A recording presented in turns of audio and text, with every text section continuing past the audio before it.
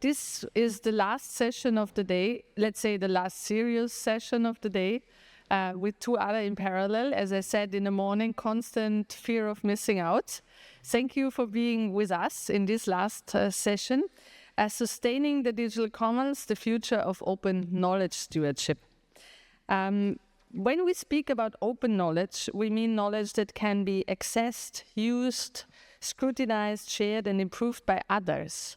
This includes, of course, scientific knowledge, public data software, educational resources, encyclopedic knowledge, standards and protocols as a very important type of knowledge, but also whole communication systems. So this might sound maybe quite abstract to some of you, but it's actually deeply practical. And as we have heard many times over the past 2 days, our societies depend on these kind of infrastructures and especially also on open layers of knowledge within these infrastructures. Think of the Human Genome Project. The Human Genome Project, I'm sure you're all familiar with, that created a shared basis for biomedical research. Think of the rapid publication of the SARS-CoV-2 genome, which enabled global research on tests and vaccines. Think of Linux, Apache, and other open software infrastructures that quietly run large parts of our internet. Think about Wikipedia, OpenStreetMap, open educational resources, and the field where I come from, open science. So these are not just marginal projects. They are really part of the knowledge base and infrastructure of contemporary society. So open, unfortunately, does not mean self-sustaining, right? Open knowledge needs people, institutions, rules, funding, moderation, maintenance, as we have also heard today, and care. It needs communities who produce correct and contextualized knowledge. It needs infrastructures that remain reliable. And we had Bruce Schneier also talk today about integrity. And it needs governance that protects this sort of openness as a public and collective resource. This is why it is our intention to bring openness closer to the digital humanism, because we think it matters very much. It is a condition for democratic participation, public accountability, education, science, technological sovereignty, maybe, as we heard today. But because societies that cannot access, understand, and shape their own knowledge infrastructures become dependent on those who own and control them. And we are right in that problem field right now. So the question today, and with that I'm going to finish up my short introduction. The question today is not only how we make knowledge open, the question is how we sustain it as a commons, how we deal with the conditions in which these commons are becoming more valuable, but also more contested and very much more vulnerable. When more than half of the global web traffic, for example, is now automated, run by bots, and think about all the agents to come. We heard from Bruce Schneier today how complicated their pathways are through the knowledge infrastructures. And open projects increasingly carry the socialized costs of infrastructures from which others extract private value. So we need to also watch out for open washing. Not everything called open actually allows scrutiny, participation, change, or even reciprocity. And with all this being said, I'm very happy to have now here a panel that brings together a lot of different perspectives on these questions that I've just raised. So I start from the end of the table. Sandra Barthel is an interdisciplinary research and policy advisor. You bring expertise on open digital infrastructures, democratic public spheres, and open networks. I then go on to Felix Latke, who is the executive director at Mastodon and board director, I think, am I right, of Mastodon Incorporated. And you bring the perspective of open source, decentralized social media, and the organizational work behind federated infrastructures. We then have Claudia Garan, president of Wikimedia Europe, and Executive Director of Wikimedia Austria. You bring the perspective, of course, of Wikipedia, and the long experience of free and open knowledge communities. And last but not least, Felix Stalder, professor at the Zurich University of the Arts. You bring a long-standing critical perspective on digital culture, the practices of commoning, datafication, and now, like everybody, also the question of AI. So we will begin with Felix Stalder's short keynote, Beyond Openness, and afterwards we'll then have a short panel discussion, and then we'll open up for questions. So, Felix, thank you for being here. The floor is yours. See you. Yeah. Is it what?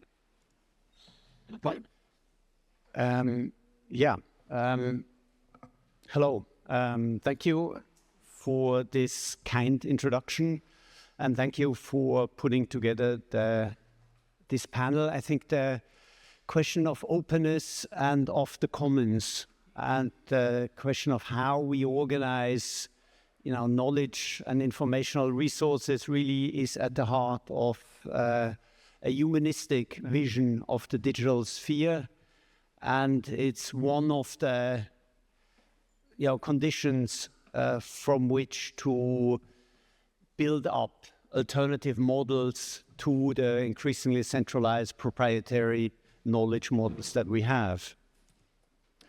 I'm going to talk about three things. First is the automation of routine tasks, then 4 threats that I see in the current moment to the digital commons, and then the question of what to do about these threats and how to perhaps rethink the notion of openness that focuses less on technical and more on social issues.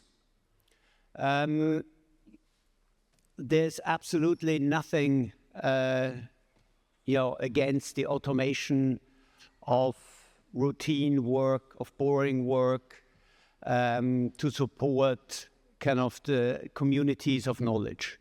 I'm absolutely not against AI. I don't think everything needs to be done by hand in order to be valuable. So there's a long, obviously, tradition of using automation also in the context of commons, of communities, to help them function better, to deal with repetitive work. The example, I will mention it only briefly, obviously, is Wikipedia, that has a long tradition about bots, and has developed, as Wikipedia is prone to do, a policy around it. And the policy is actually quite simple. The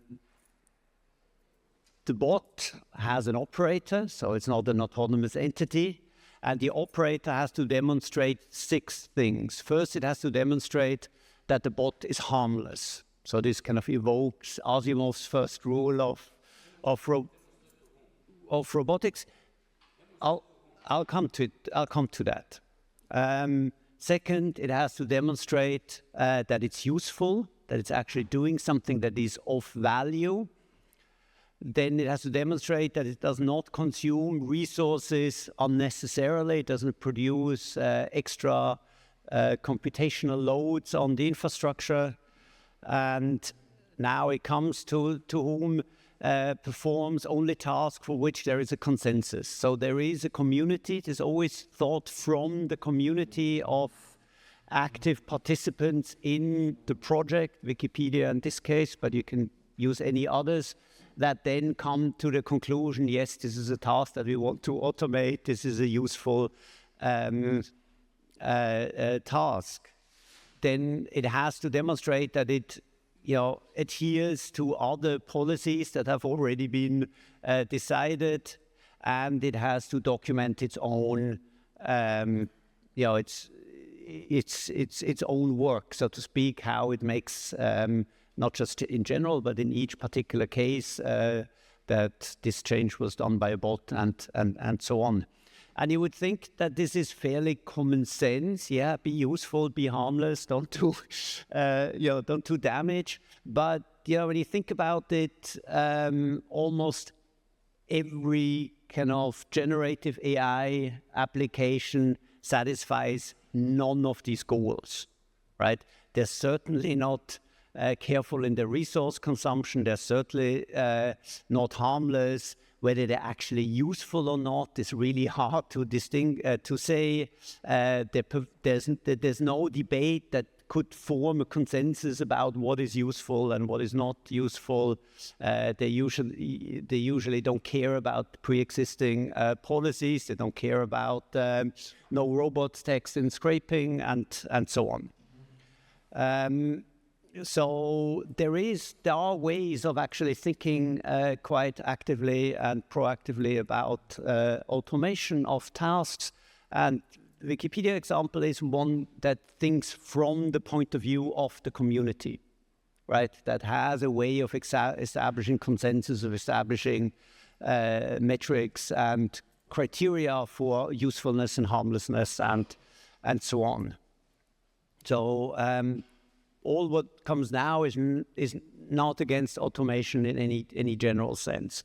But when you think about the current situation with AI and the existing informational commons, Wikipedia, open source projects, Katja mentioned quite a few. There are actually a number of really difficult and threats and costs imposed. And the first one is the cost of excessive scraping, just the infrastructure costs of demands on compute infrastructures, demands of bandwidth. There are any number of examples. If I could read my notes, I could tell them, but it's just you know them yourself, where infrastructures have been overwhelmed by bot traffic to the degree that they could no longer perform their initial kind of work for the human users.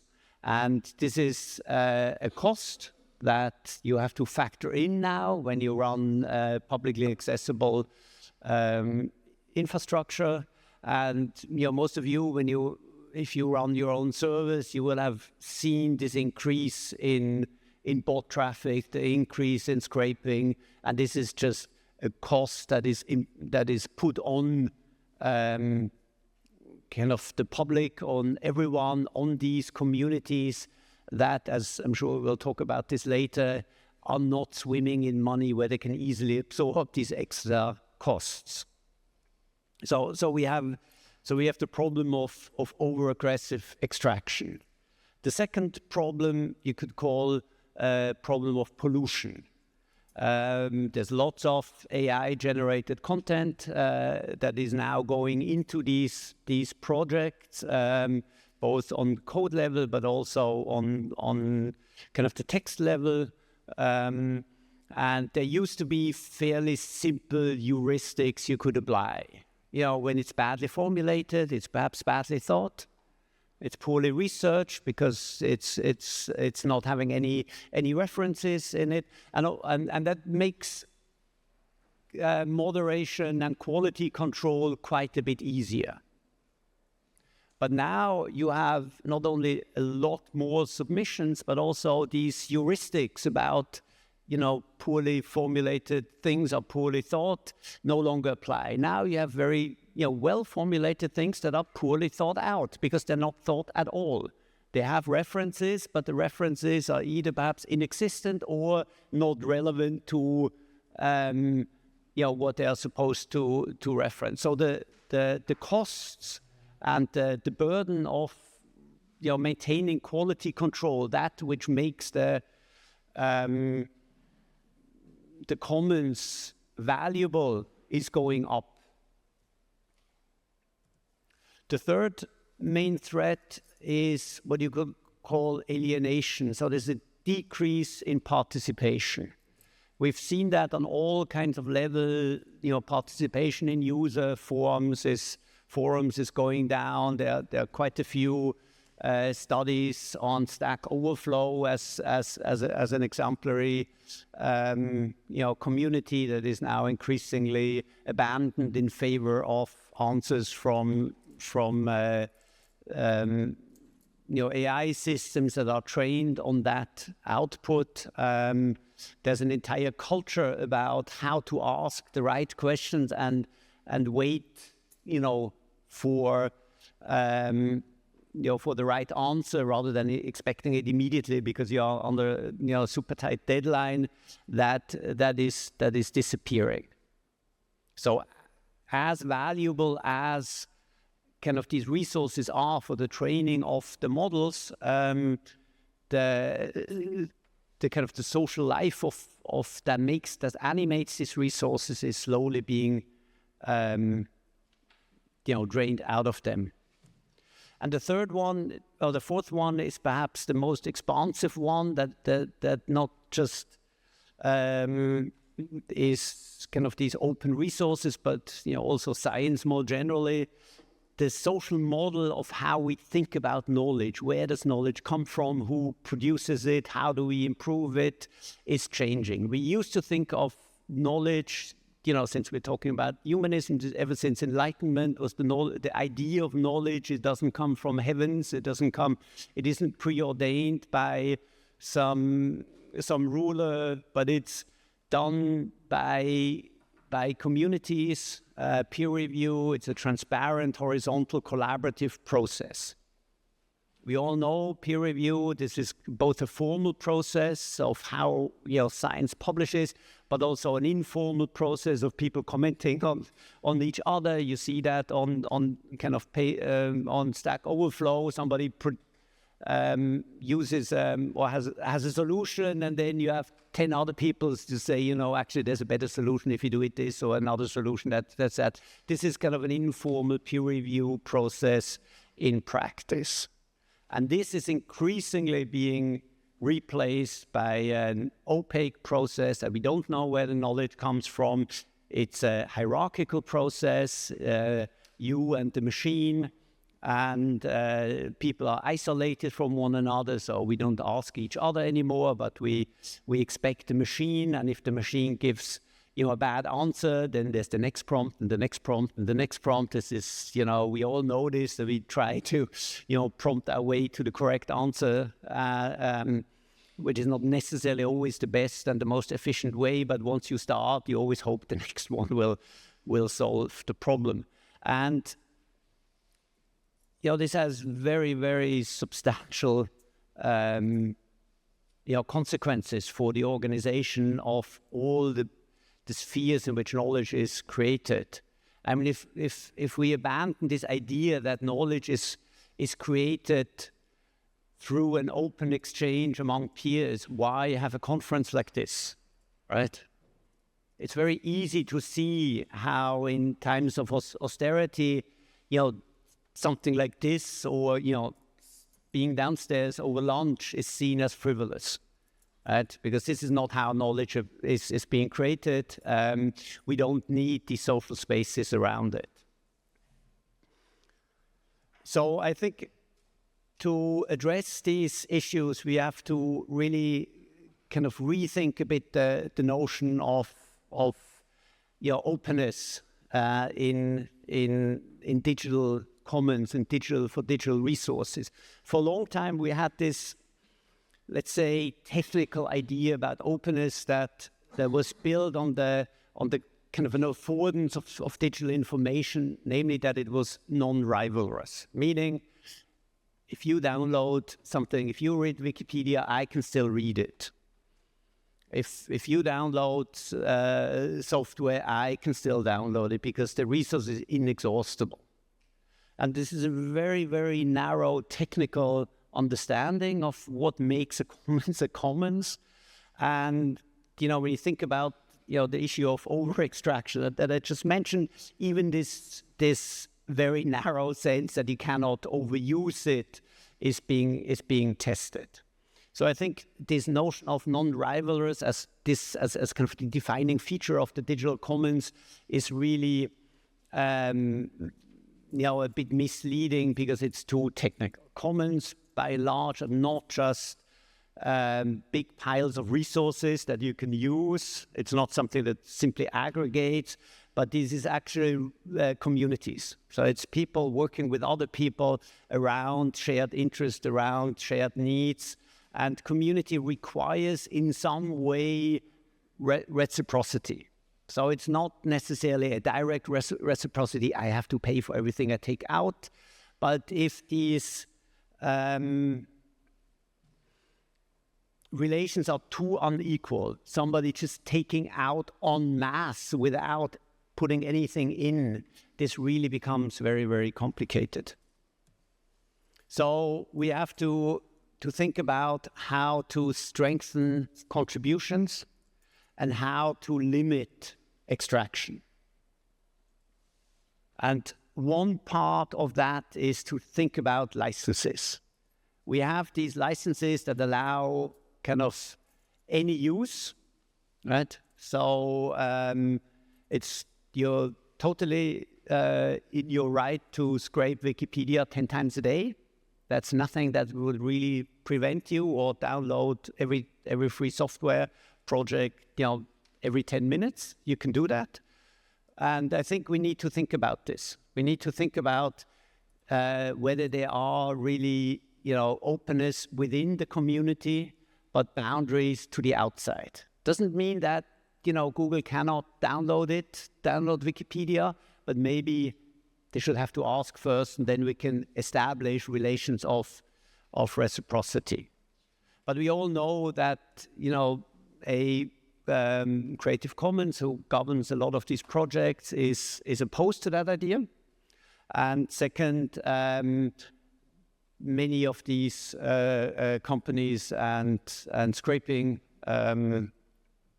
processes really don't care about licenses, about copyright, about other things. So really, I think for at least as a stopgap measure, we have to think about technical barriers. So there are ways of, creating tar bits for them that make it more difficult to simply extract it, because you get this endless maze of links that lead to other links. And I think this is necessary to establish this notion of there is a community that has certain rules internally, and there's a potentially quite a hostile external world that has other rules, and we need to think about how to how to negotiate between the two. And the last point I want to make is kind of come back to the point of the bot policy and bots in Wikipedia and in other projects. So really have to think about which tasks is it that we want to automate, and how can we automate that things from the community processes first, rather than from some abstract technical capacity or just the will to push out the next product. And I think automation that supports the community rather than tries to replace the community is something that is urgently needed and holds a lot of potential. Thank you.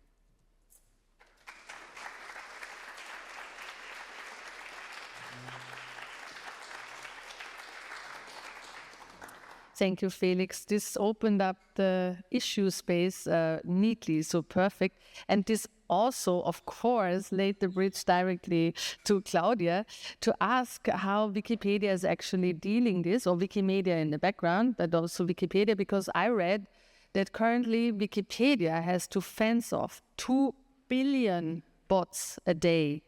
You can imagine what that cost occurs at the infrastructure. So maybe you want to share a bit what you are doing and what kind of pathways you found to deal with these problems. Yeah, first of all, thank you. I think this was very insightful and also summed up very nicely that whole narrative that I have in my head. I always find it quite astonishing how these headlines could have been 150 years ago, like in the Industrial Revolution, like destroying the social fabric and communities, exploiting basically the ecosystem that your industries are built on, pollution, that's all just the same thing. Like humans are not very good in learning from their former mistakes. Like I think this is just like one observation, and I think that intro from you brought that very nicely to the point. So what are we doing about that? So Wikipedia turned 25 this year. So it was our 25th birthday that we're still celebrating this year. And the whole AI topic, of course, like in the whole press craze around it, which was nice to see that actually people are still interested in us. Like we are not as off the table as it sometimes might seem, because we're being hidden behind bots and AI clients that use our content. But I think that's also because journalists very much face some of the same challenges than we do, and we very much felt to be in the same boat. So one thing we did even before it became a real problem, and I think that was very a very good idea at that point of the time, even back in the days, I was a bit skeptical, I have to say, is to found something that we call Wikimedia Enterprise, which is basically a little organization in the organization at the Wikimedia Foundation in San Francisco. And what they do, they offer fast-track, high-volume API access to these organizations who use our APIs and scrap us on an industrial level. And it took quite a while to, take off and actually get these organizations also to pay for it. But now at least some of the big players are in there and give something back. So this is like one model that we're trying around with, like not Wikimedia Austria or Europe, obviously. Like it's the Wikimedia Foundation who is in charge of the technical development and the trademarks, and also the bigger part of the fundraising for us. And so this has been proven to be an idea that works to a certain extent.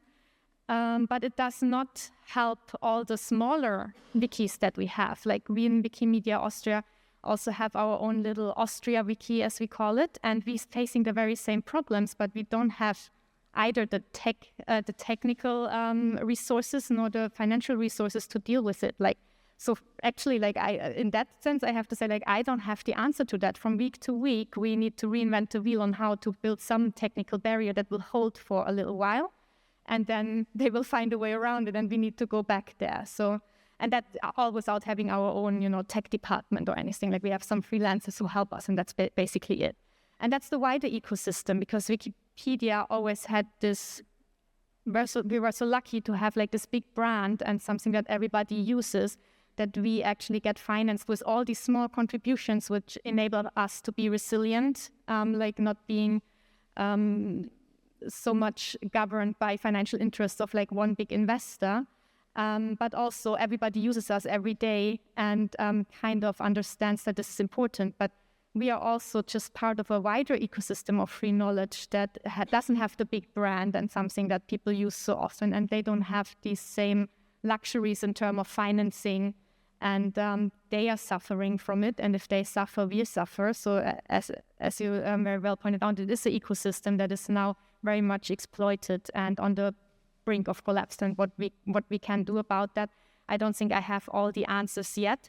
But one interesting insight that I had at the opening ceremony watching the film Ghost in the Machine, and I really want to bring it to the next WikiCon, that's the conference where all the Wikimedians meet in the German-speaking world once a year, is that question, do you need to use AI for that basically was the conclusion of the film, right? Do you need to use AI for what you're doing here? And if the answer is no, just don't do it. And that is one of the most radical acts we can do at the moment. And the Wikimedia and Wikipedia community in the German-speaking world were the first ones to do it. They said, we don't use AI to generate our content. No, this is one of the many rules that we have.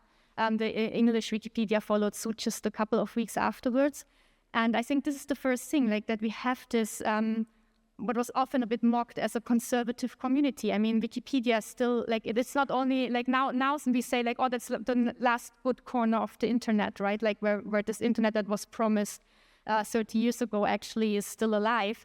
But we were also mocked for actually looking like we are still in 2001, right? The whole website haven't changed a lot. But I think this is part of our resilience, that really like that we constantly ask, and it's nice that you actually had that on your slide. We have been asking these questions for a long time, and I think this is like also the bridge to the digital humanism, where we can learn from each other and probably we should have more of these platforms where we come together, scientists, civil society, and politics, to actually think about like how we can collectively ask these hard questions and come up with answers that then are not so radical anymore, but become more of a mainstream, right? So I think, and Wikipedia can be leading the way a little bit in saying like, one of the biggest, at the moment, still one of the biggest internet websites in the world says no, right? Like, and not no to a couple of other things. Like, I'm so glad that you did this, and it's perfect. So I don't need to explain all of it. But of course, so some automation to support our community is totally fine. But where do we draw the line? And we, I think, have like 10, 15 years of experience in asking these questions and collaboratively coming up with an answer, not top down, but bottom up.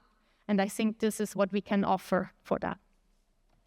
Thank you, Claudia. There was also the mention by Felix on the problem of the social dimension of knowledge production, and the maybe people who do not think that Wikipedia, or do not see Wikipedia maybe as a source anymore, because they just read the AI summaries in the beginning, and that maybe also would lead to a decline in engagement on Wikipedia. Have you already seen a bit there, or is that not really yet visible? Overall project, like we have, like there's Wikipedia, but every Wikipedia has its own little community, right? The English-speaking one, the German-speaking one, and then we also have the sister projects. I just explained that quickly because not everybody knows that there's Wikimedia Commons, our media archive, there's Wikidata, where all the data lies, and then a couple of other little projects as well. And overall there's a decline, but in the big Wikipedia so far, it's more like a plateau. But of course, we need to be like the logic is there, right? Like fewer people end up there, few people will press the edit button, and few people will press the donation button. So we need to deal with that, but at the moment, it's not a huge decline that we see in our context. But across all projects, you can see that there's something happening that is worrying. Yeah, thank you for sharing this. But this already kind of builds the bridge to what I want to ask Felix, because the social dimension of knowledge and the social dimension of communication and, communication infrastructures being kind of the backbone of any kind of knowledge production.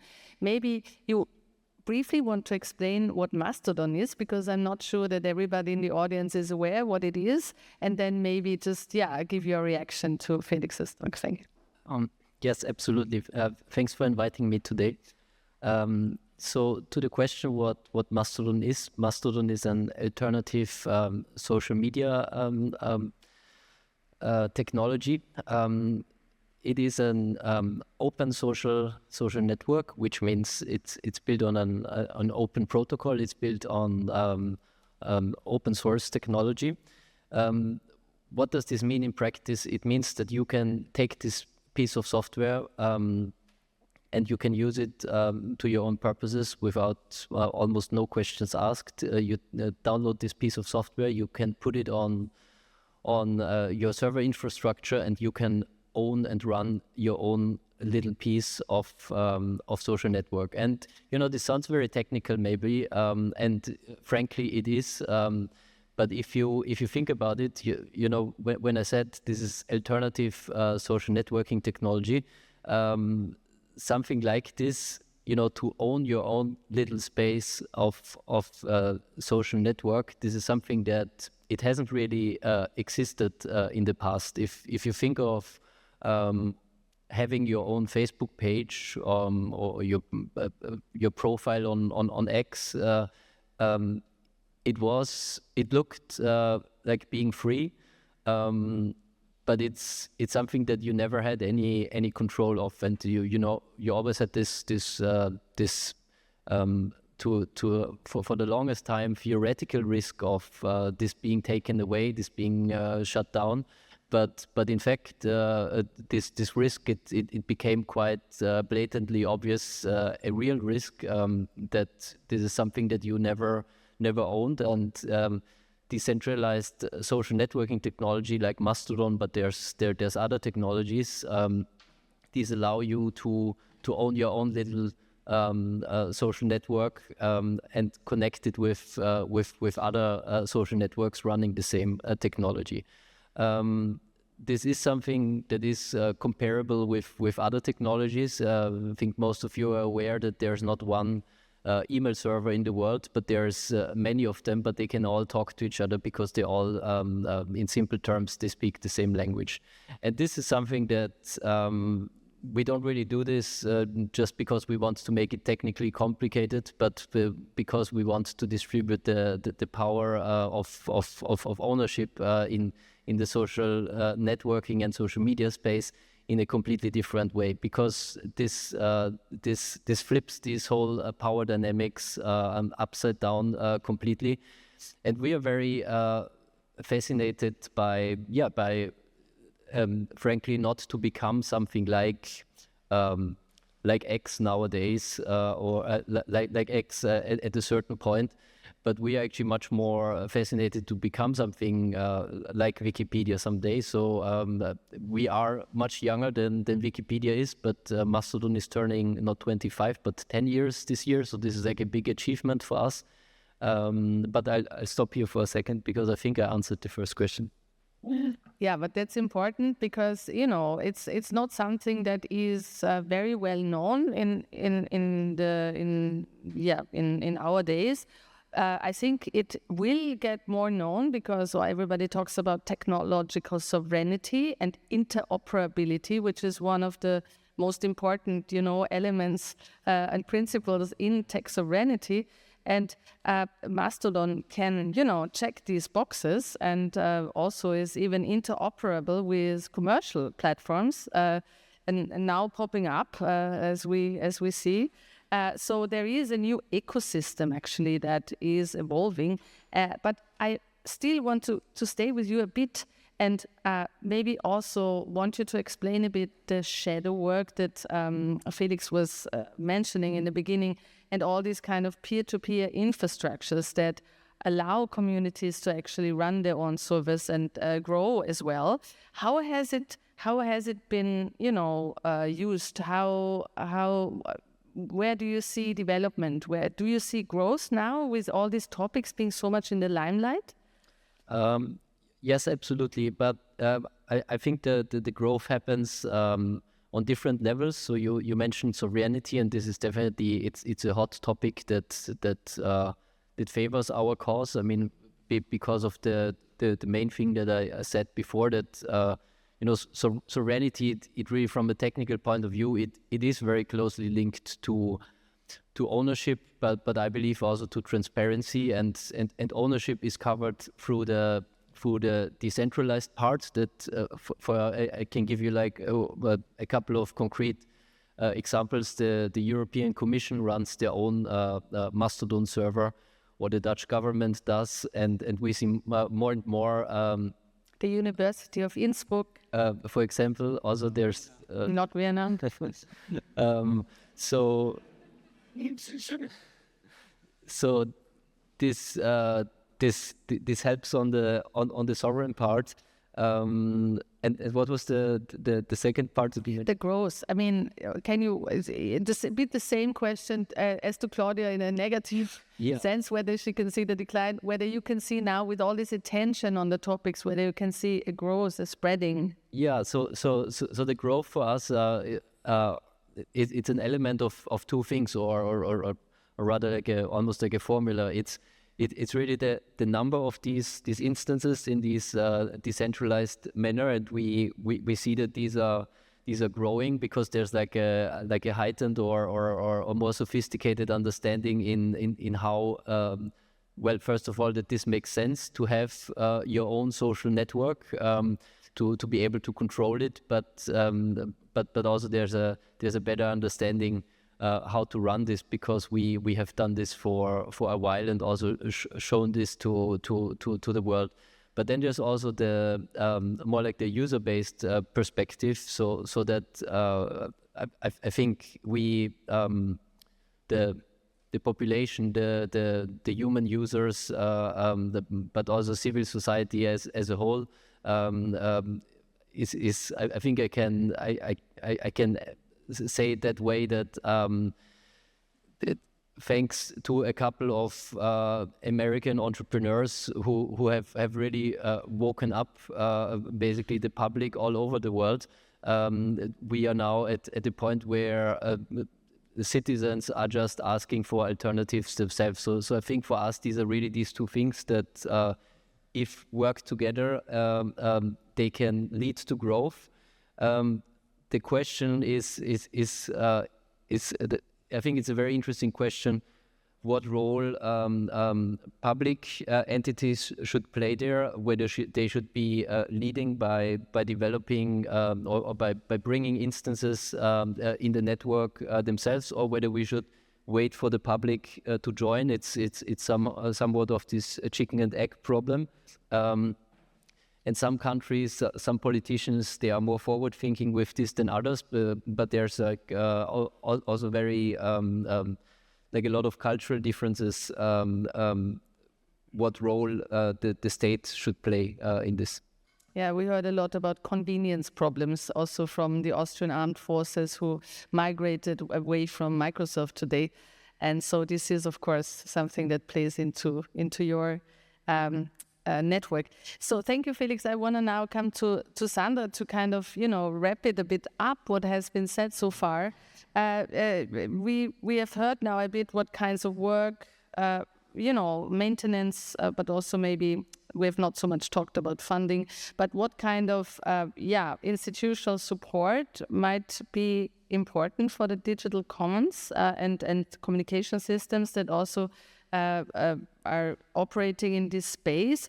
So what is your position on that? I think in your work you have thought a lot about governance, but also about what is needed to sustain these kind of open infrastructures.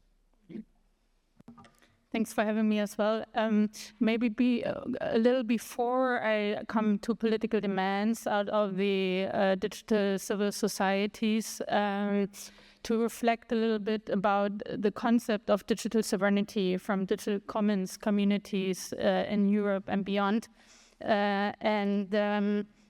Because of course, there's a question, how does digital policy reflect on those threats to digital commons, right? And of course, the most powerful political concept right now is the one on digital sovereignty. And as in Vienna, the declaration, so-called European Declaration on Digital Sovereignty was built, which was then adopted by all member states at the so-called European Summit on Digital Sovereignty back in November in Berlin. We have now commonly agreed principles, and in my eyes and that of the Alliance I represent as well, the concept of digital sovereignty as it's discussed and conceptualized right now has certain relevant lacks thereof. And I just want to mention maybe three before I start what political demands should address those. So at first, I think there's a lack of participation. So when you look at the text, it's very obvious who was sitting at the table when those wordings were formulated, which is state representatives and those of big industry players, and neither civil societies that exist and have demands. And so therefore the debate also, which was presented some weeks ago on the European Technology Sovereignty Package and the debate about Eurostacks continues with those lacks. But in general, I think it's a very good window of opportunity that Europe could present a new and by wording in an innovative way of thinking about stacks and about European values, if you want to argue with that. And why do we speak so much about this right now? Because on the European level, right now we have the negotiations going on the European budget. It's called Multi-Annual Financial Framework. And right now there's the debate who gets money for what, because afterwards then this money will be spent, right? And the main idea is that we just need to make states buy European technologies, and then we're sovereign somewhat. And I think, there are many challenges to that. First, what is European and how is that defined? And somehow there's the idea if a European company gets a contract, they will comply with European law. And this argument can be challenged, I think, if you have a look that even the European Commission themselves not pushing their own regulation against other industry needs. So I would challenge that European companies by default acknowledge European laws, and especially rights of consumers, as we can see with the Digital Service Act. And also European companies can be bought, right? So if SAP get bought, then what? So it's not enough to have European companies. You need to have an openness factor in it as well. And also I would argue that open source communities that are non-European could provide sovereignty as well. And then to the second part, who gets the money? So right now, there's the idea, as I said before, that we, with public money, let European companies benefit from this public money without speaking about how we fund public digital infrastructure, which digital commons communities work on and provide already. Wikipedia is in use already. Mastodon is in use already. Matrix is in use already and provide very relevant communication infrastructure for several armies in Europe right now, right? And so the claim is that public money needs to be spent for public digital infrastructure as well. And in a more general case, there's a lack of scope within digital sovereignty. So it's head of states speak about chips, they speak about AI, they speak about clouds, but they're not addressing sovereignty challenges within communication infrastructures. But especially this area is relevant for us if we define Europe as a place for freedom of speech, which is not only relevant to us as citizens, but also to our journalism and educational societies.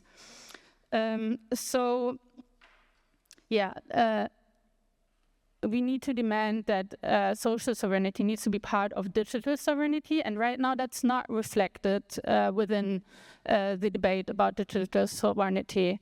Shall I address demands already now, or shall we do that later? I think you can address them now, because then we can make a second round to see how we can actually, then implement these demands. Yeah. So with the Alliance of Open Networks and Public Spheres, we and the 30 organizations that support those demands, we come up with 4 demands. I don't want to explore on all of them, but the main prominent one and the main efficient one, maybe apart from calling for funding, is the demand that public institutions, and of course state administrations belong to those, that if they do public communication on social media networks, as they are public institutions funded with public money, they should at least do their public communication on one open free network as well. Because how is that even thinkable that you request from your citizens to have an account on a platform that's not even complying with European law in order to access the communication of their public institutions? So this is the so-called +1 principle, and there's the demand that this is applied. So you can stay on those platforms if you think you should, it's still needed somehow, but at least provide a free access to this communication.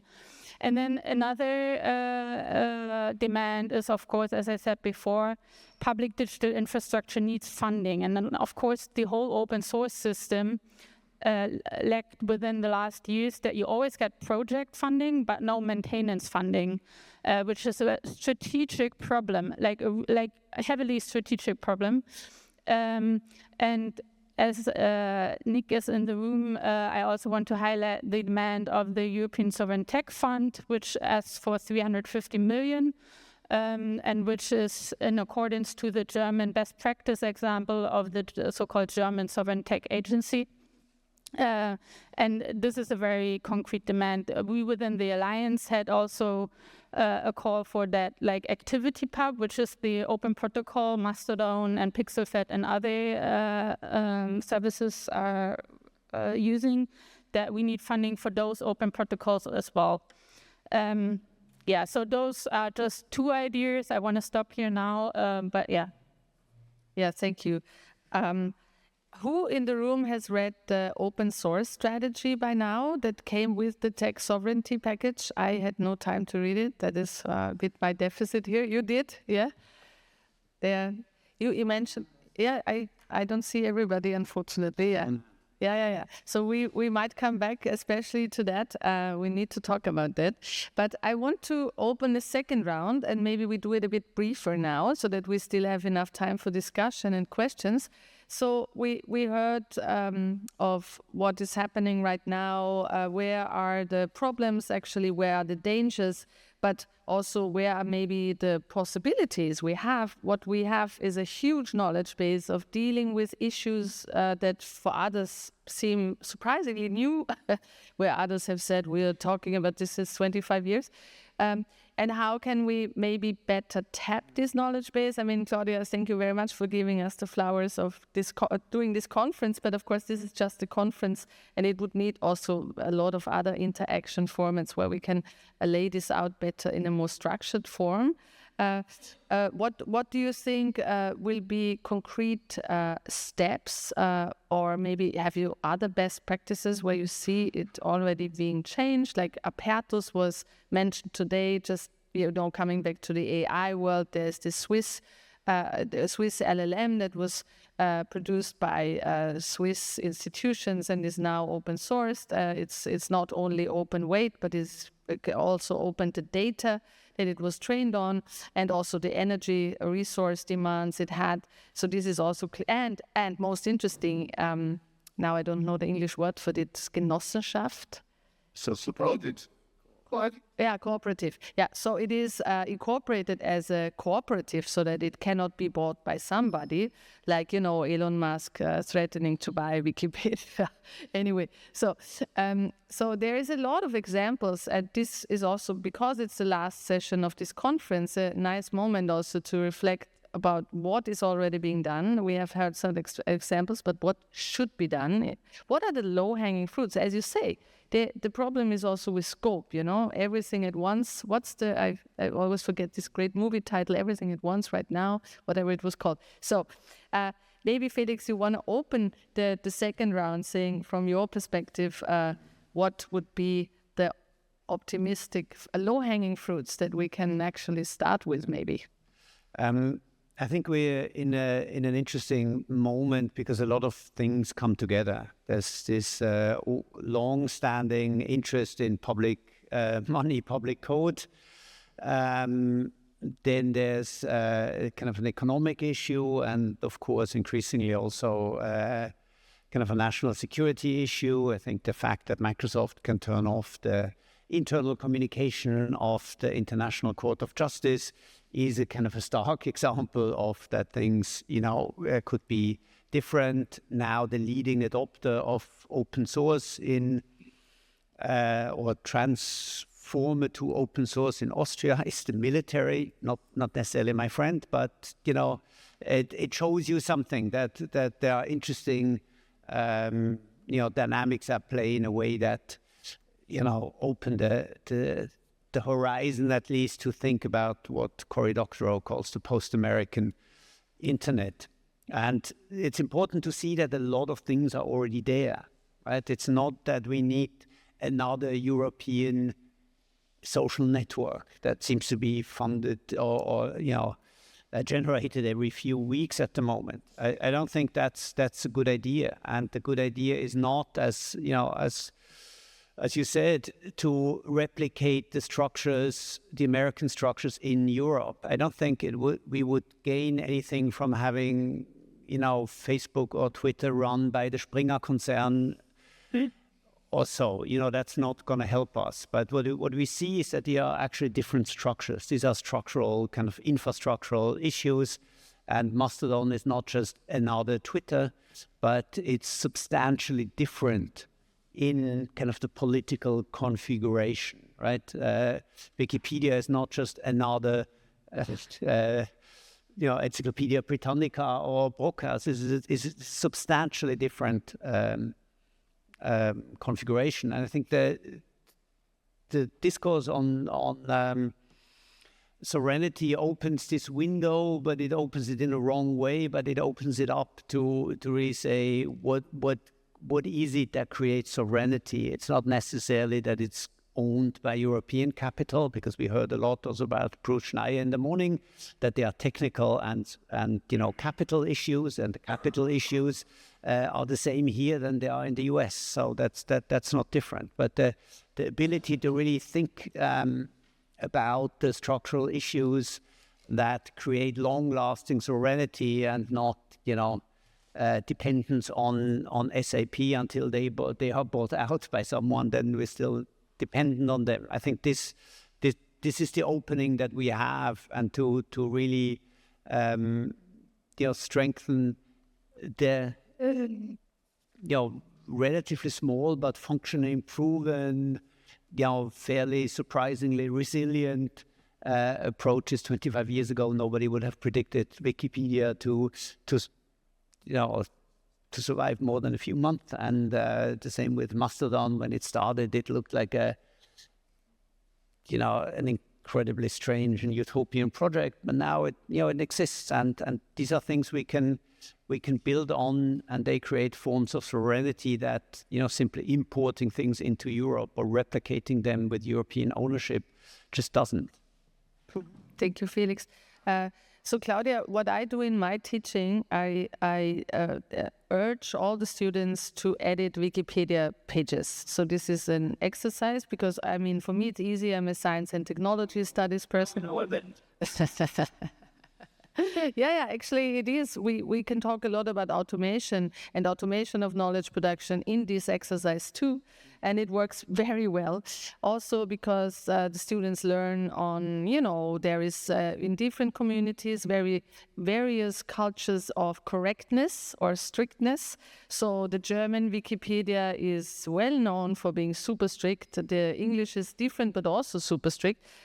Since we have students from many different countries, so they operate in their own area Wikipedias, and so we can discuss this among the group of students, and it's just the perfect exercise. So I do it since many years, and it always still works. And I hope that they will still click the edit button when they get out of university. And this is one of my little, things that I try to contribute to the world of knowledge. But what else is happening there? You mentioned Wikidata, which could become kind of also, a standard for, how we deal with data. I'm sure there's a lot more happening in the Wikimedia universe that would serve as best practice examples of how we could maybe enrich the sovereignty discourse a bit. Yeah, and we also do actual advocacy work on a European level, like talking with my head as part of the board of Wikimedia Europe. I have just to say, at the first part of this conversation, I'm just baffled by how normalized it is that we give all the problem solving to companies. Because if I think about any other non-digital infrastructure, I can't think of a lot of examples where it goes very well if that's being outsourced, right? This is, just thinking about drinking water in the London area, for example. This is Victorian times standards still, and because it's owned by private companies. Do we want that in the digital world? That becomes even more intrusive in many regards, and at least as important to, the mental health, well-being of us and our children and all that. Do we want that all being outsourced to companies? So how do we, for me and for us as Wikimedia, what we also try to bring to the table is also different outlook on who should be on the table. Like these civil society players should be on the table, this project should be on the table, but then also thinking of okay, and how do we go from there in the implementation, as we talked about earlier. And Genossenschaft is, I think, one good way, but also compared to the US, if we say we need to do things differently in Europe and not just export that American way of thinking of let's have a shiny, glitzy company coming up with some quick solution to our problems.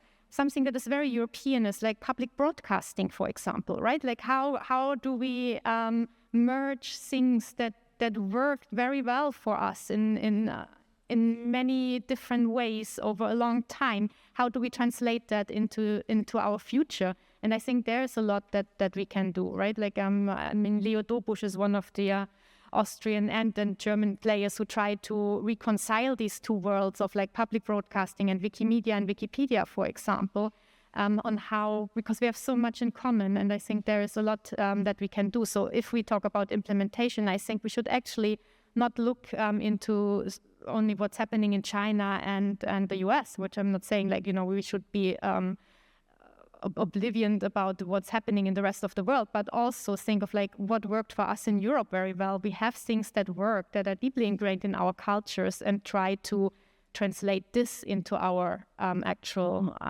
thing at the moment. And that's, I think, also what we try to bring to the table. And consulting your communities, come up with a shared governance system because that's also something that people said that can't work. Wikipedia doesn't have a central owner or a top-down European Commission thing that says exactly who does what. It can work. That we bring that to the table, that nobody fully understands how exactly it works sometimes, but it can work, that you have a very decentralized way that includes all kinds of perspectives, and they govern one of the biggest websites in the world, right? And even we at Wikimedia sometimes have trouble to translate that onto our own organizations, to be fair, right? We have problems where I often think look at what we're doing on the projects. Why don't you understand that it probably makes sense to have that culture in our organizations too? Wink, wink to the Wikimedia Foundation sometimes.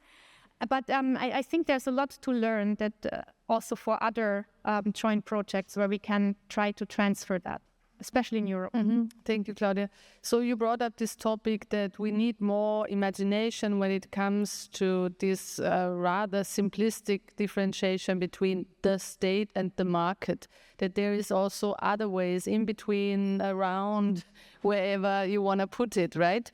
And so what are your experiences, Felix, in that regard, being exactly one of these cooperatives that is operating in this third space? So you mean what are our experiences with? Yes, has somebody tried to buy you? Yes, I mean parts of us at least, not the whole company, but especially in the wake of what happened at Twitter in 22. There were a lot of investors who wanted to put money into Mastodon, and we declined these offers and at that point, which we ultimately think it was the right decision, because we decided to go the non-profit way with this, and to put this under foundation, which we are currently in the process of funding. And why are we doing this? Not to make life particularly hard for us, but because we think that for the alternative that we're building, it's the right path forward, because it would otherwise be under largely commercial interests, which to be clear, we are not naive about commercial activities. We have heard from Wikipedia Enterprise this business line that there are I think that there are still ways to do commercial activities in a way that profits the non-profit way of doing this. It was a bit awkward the way that I phrased this, but to give you a concrete example, we run commercial activities ourselves next to the largely non-profit activities, And these commercial activities are that our first paying customer, for example, was the European Commission, or the second one was the pretty famous, from a digital sovereignty perspective, German federal state of Schleswig-Holstein. They're really the poster child especially German public spheres in their open source leadership. And we provide commercial services for them. We host Mastodon servers for them. And this is really a win-win situation for us, because we are, on the one hand, with each customer, we're making the network larger. It's a decentralized network, and if there's 1,000 servers already, with one new customer, we add like the 1,001st customer to the network. But it also helps to bring the message across of what we do. So I think this is like a healthy and ethical way of doing it, and it's probably not the only way of doing it, but the one that we think is right at this point. Thank you, Felix. And now extending the question to you, Sandra, how do we have to stir the imagination of politics further, that they understand that there is this third space? You have been working in this field for a long time. Do you have any tricks or tips for us how we could do that? Like I would say, if you have the possibility to meet politician or executive working people, have direct talks to them. I think this is what stays the longest with them. And then we don't have money, like we can't buy lobbyists infrastructure, right? But the power we as civil societies is that if we work together in a collaborative way, and if we focus on certain demands and repeat those constantly, I think that can make an effort. So try to hold people accountable, and I think that's definitely necessary. But to answer your question as well, of course there's the individual level, and on the individual level, as we have seen, starting with the End of 10 campaign, and now we have something every first Sunday in the month. There's a European-wide movement called Digital Independence Day, where peer-to-peer people teach or make knowledgeable to others who are interested how they change services. So how can you move to a more private open messenger? How can you move to Linux or other possibilities? And there is a really growing movement. And again, that's waving a network on digital services, but in the real world. And I think that's quite useful. But I'm more a fan of to demand structural changes. And as was mentioned before, the demand for interoperability, which is requested in the DMA, needs to be pushed further. And I think one other principle that we need to demand is data portability. So we should have the right to not even export our data, but to import our data somewhere else again. And I think this would make it, we need to overcome this locked-in effort. And that's why open standards and open protocols are so important. But maybe to highlight just one more even structural thing is that the relevance of public procurement is, I think, the highest chance, because the leverage there is the biggest. Like if you, I think just for the German national state, there were a question in the German parliament, just for the federal level, license fees only for Microsoft are 500 million each year. And then we don't speak about schools that have Google tablets or other things. So I would encourage everybody to do freedom of information requests with their national governments and asking, how much is my university paying for closed software? How much does my university pay for such thing. Because if those numbers become public outrage will be there very directly, and then we have more communication about how we change that. And if we really want to put public money on such private enterprises, if there are existing alternatives we should use and have long-term solutions that will serve all of us. This you want to add something, please? Just to put 500 million in perspective, so the total all-time budget that was spent on building Mastodon with the core team, which does not include the external developer community, is 5 million euro. And I'm a fan of Mastodon. I have my old Twitter bubble back now on Mastodon. It works fine. I've never experienced anything, a bit of advertisement here.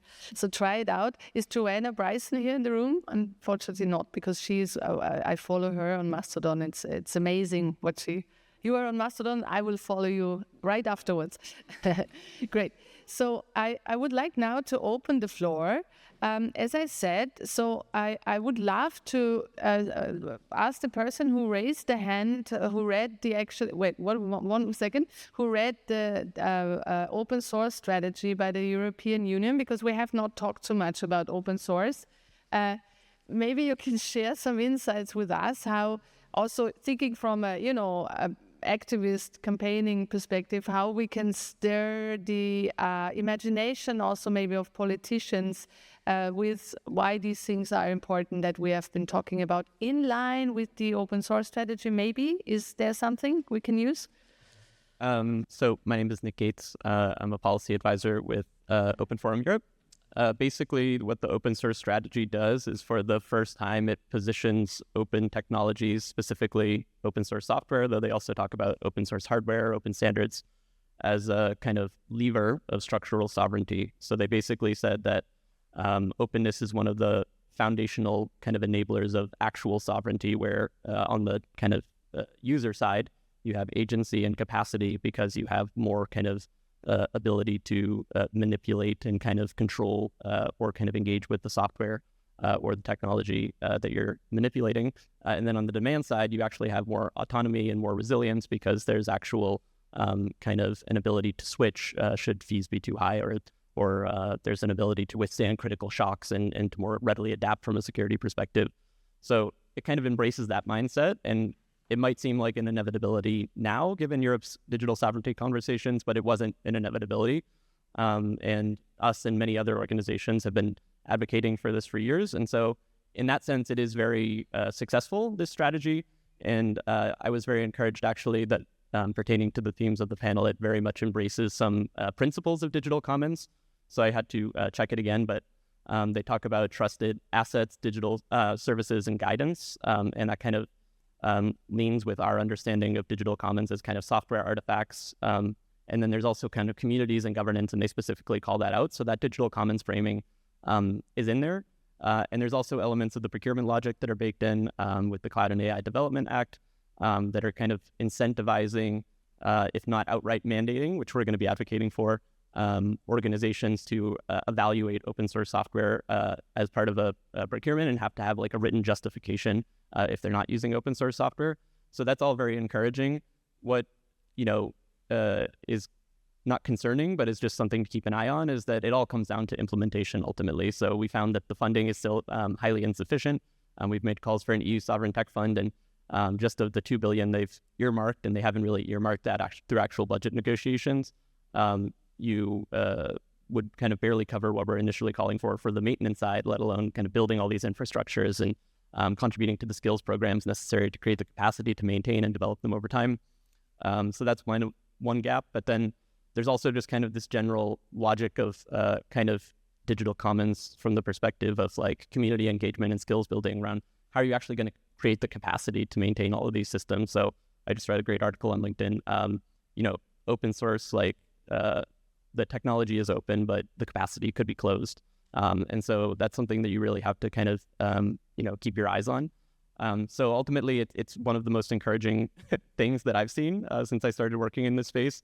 But there's, real room for concern because you kind of risk saying the right thing without actually paying attention to all the details of how that is going to happen. So we just need to kind of keep our eye and, speaking to what Sandra said, I think like just making sure that you're doing these freedom of information requests and like getting this public data and keeping an eye on what's actually happening in practice is going to be a good thing because they're saying the right thing now, but there's a question of what that actually will result in practice. Yeah, this is coming back to the question that Ruman Chaudhry put on the slide on the first day with her keynote. Can you prove it? Do you remember? She put it big in big letters. Can you prove what you're doing? So we're going to be more controllers of that, right?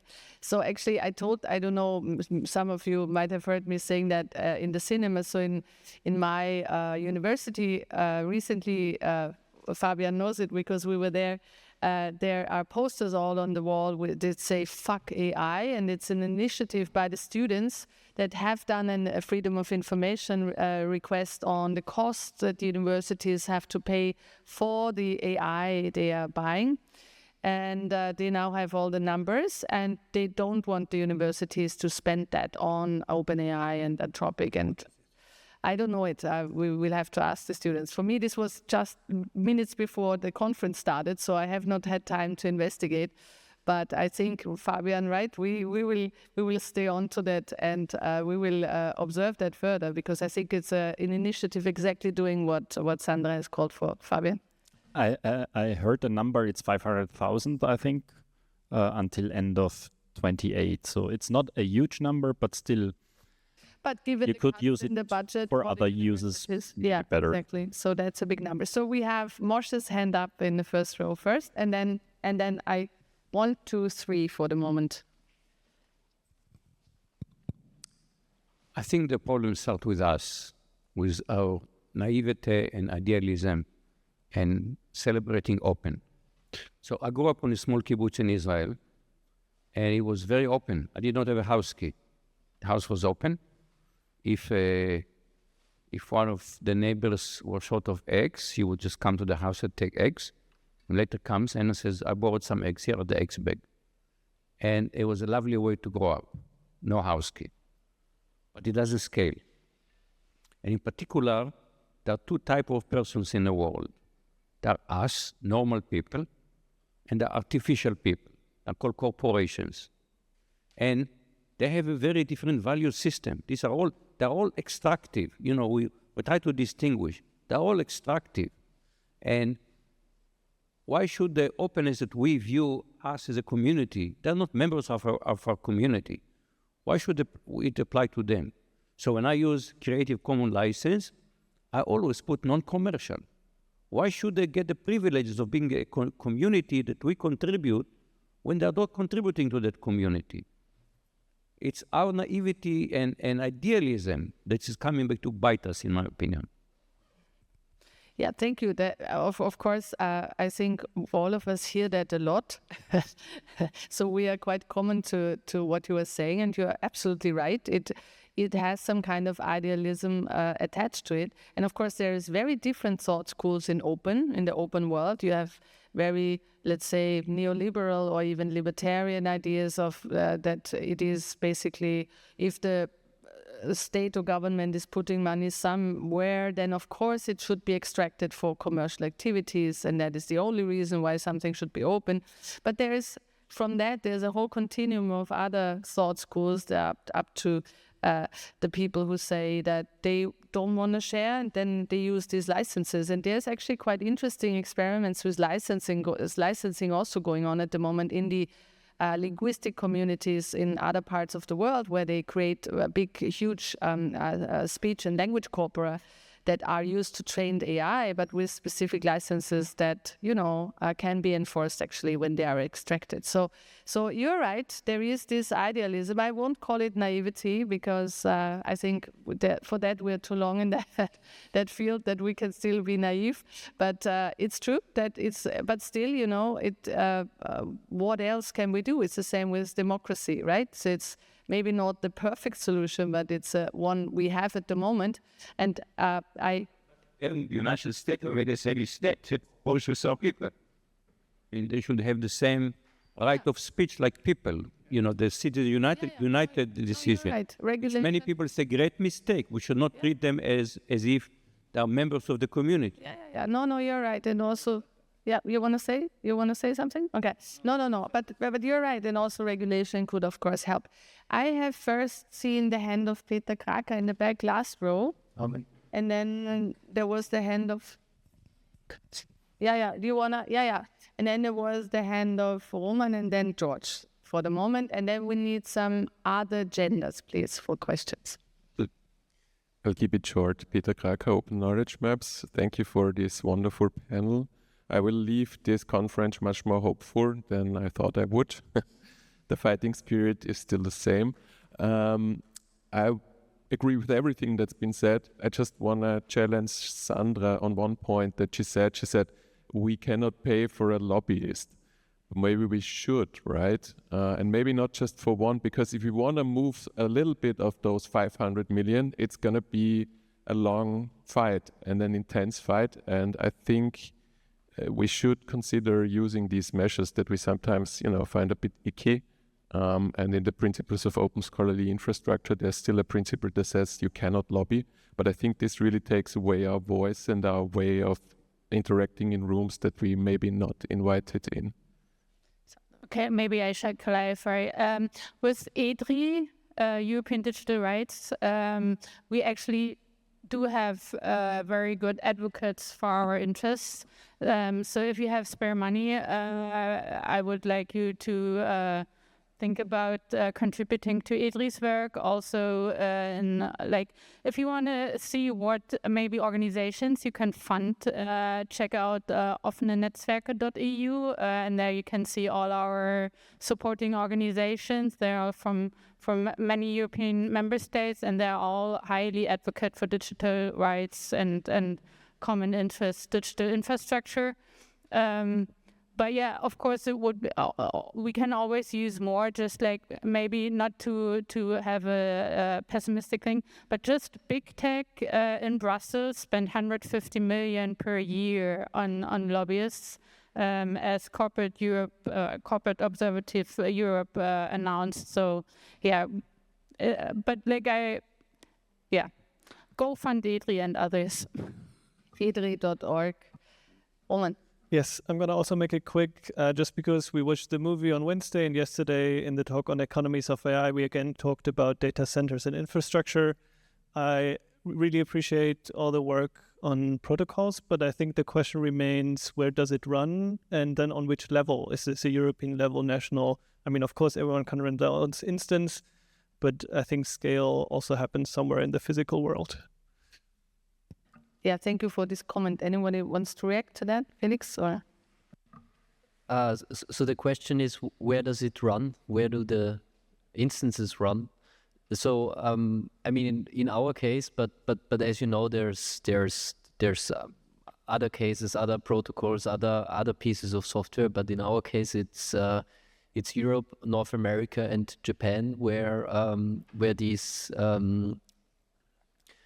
this piece of software, Mastodon, is deployed actively, which obviously there's a lot of discussion about this EU versus US and versus China, and we think that this discussion is important, but it's also limiting. So Mastodon it was created in Europe, and it has European roots, and it will most likely always have a center here, but we obviously have like a huge bias in the global north with it. So there's very few Mastodon servers actually deployed in the global majority, and this is something that the technology is perfect for it to deploy it all over the world, but there's a lack of cultural understanding that we have, and this is really something that we need to change, because we are really heavily biased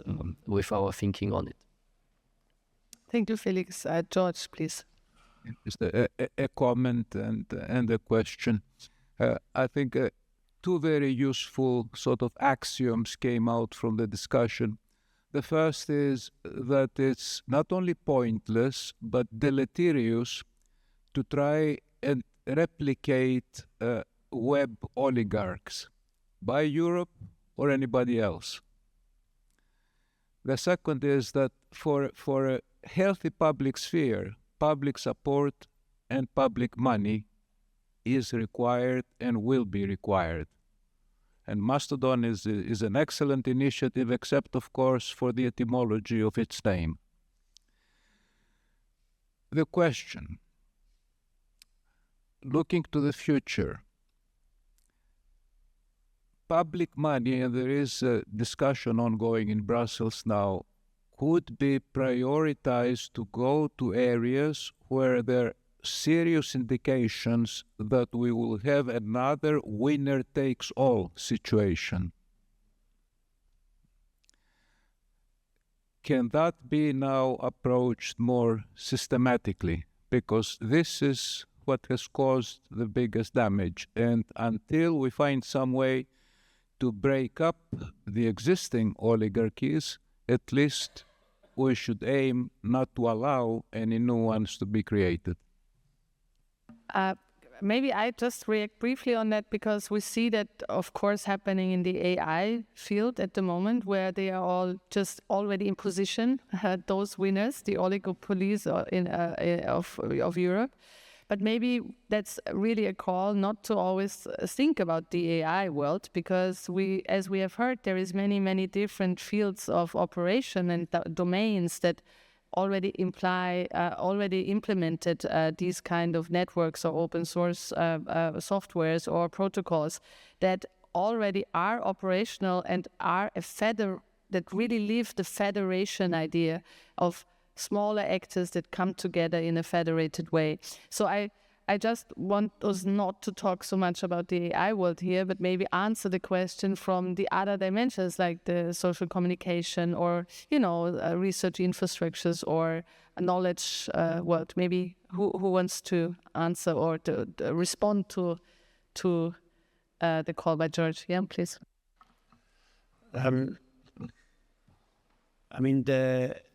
The creation of monopolies, winner-takes-all markets, is not something that is kind of inherent in, communication.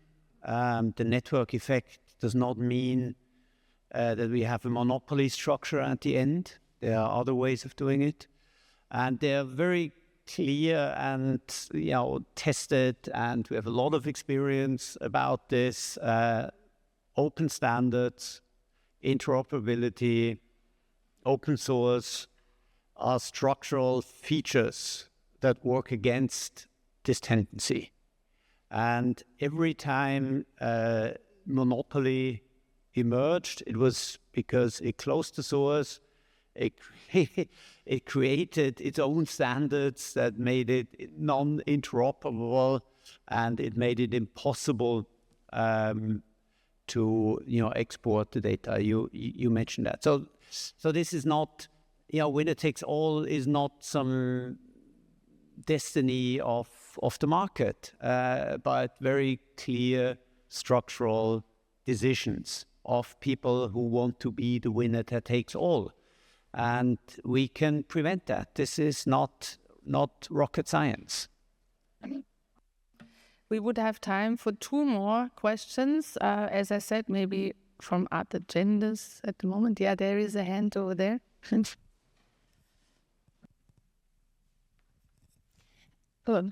Hi, it's not a question, it's just an ad, because Mastodon, it seemed to be necessary to have a server.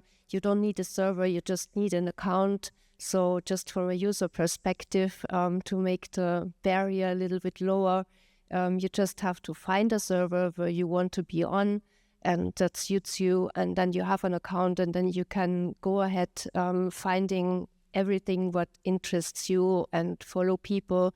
And it works mostly on hashtags, so if you follow some hashtags, you get the input that you want to have. And I highly recommend it, because there are no algorithms that show you something what you have to see or have to see now or whatever. You just have a control on that what you want to see. Exactly. The only constraint is the time when you look at your messages, right? So you can control it. One more question or add on? Yes, please. And then we're going to close. If you look at the time when Wikipedia and Mastodon were created, there must have been some conditions that made these come forward. If you look at the environment that we're in now, what sort of movements or platforms do you think can be created from the tensions? So I can just answer briefly from the open science world. There has been a huge push also by the European Union to create the Open Science Cloud, the European Open Science Cloud, that is a federated system of bringing basically knowledge but also databases together. And they let it stay where they are, but federate the knowledge and make it findable. And that was a huge push. And many people say, why was the cost so high? 1 billion euro in total, right? A lot. But the cost was that high because first they had to create a community. And what most of the money went in there is not so much the technology or the technical stack. I mean, there is money in that too. But it was the community, and that was the total opposite model of Gaia X. We don't gonna go in there, right? So here it was really about the creation of a community, and that is expensive. It takes a lot of, time, effort, events, and would have needed also a lot of lobbyists, which it didn't have. But somehow we see it now growing. Everybody was like, why does it take so long? Why does it take so long? Because these things take time. And of course, we are living in shorter and shorter attention spans, so this is not so easy. But this basically just brings me back. We have to close now because we are otherwise over time. But I think you mentioned that in your talk. We should think openness from the perspective of communities, right? And I think this is might be a very strong thing to end this session with, started with and ended with. Do you want to have a very last comment on that, or are you good? Please, Sandra.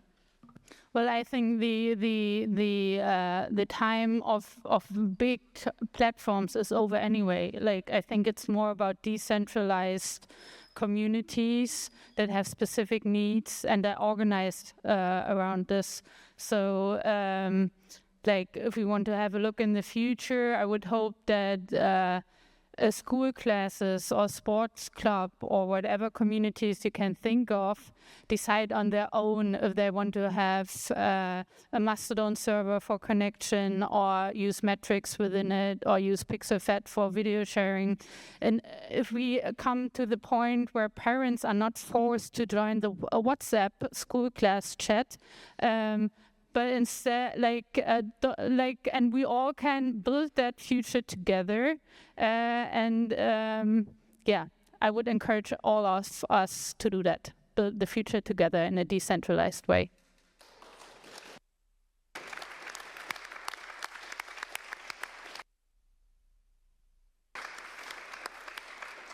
Thank you very much for coming to this conference.